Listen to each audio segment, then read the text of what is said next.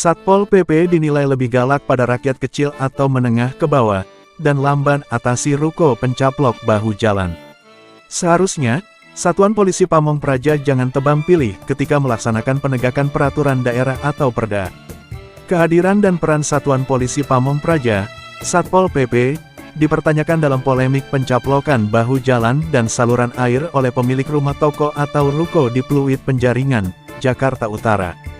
Pengamat kebijakan publik dari Universitas Trisakti, Trubus Rahadiansyah, mengatakan, seharusnya polemik ini tak perlu sampai harus menimbulkan kekisruhan, apabila Satpol PP sudah bergerak sejak ruko itu pertama kali dikeluhkan pada 2019.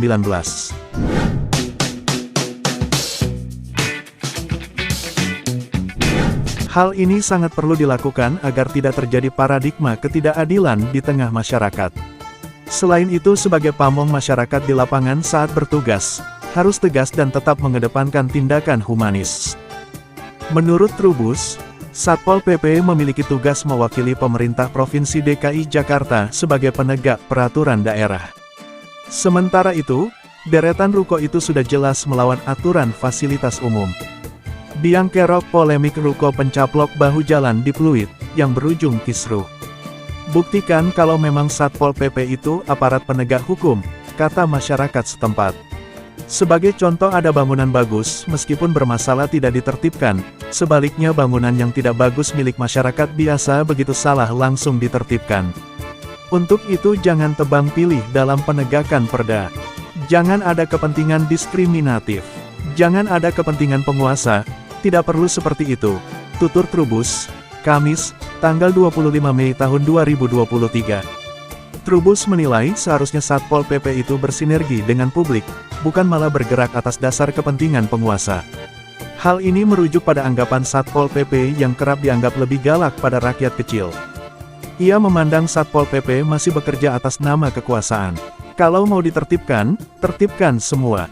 Di Jakarta ini banyak sekali pelanggaran fungsi fasilitas umum. Orang sudah pada tahu semua, ungkap Trubus. Trubus berharap polemik pemilik ruko yang mencaplok bahu jalan dan saluran air itu jadi momentum bagi Satpol PP untuk mengevaluasi kinerja dalam hal pelaksanaan tugas pokok dan fungsinya. Pengamat tata kota dari Universitas Trisakti, Nirwono Yoga menilai, sebetulnya masih banyak kasus penyerobotan lahan fasilitas umum demi kepentingan pribadi. Untuk itu, Nirwono berharap agar Satpol PP di tingkat kelurahan hingga kota rajin berkeliling wilayahnya untuk mengawasi pelanggaran serupa sebelum terjadi kekacauan di kemudian hari.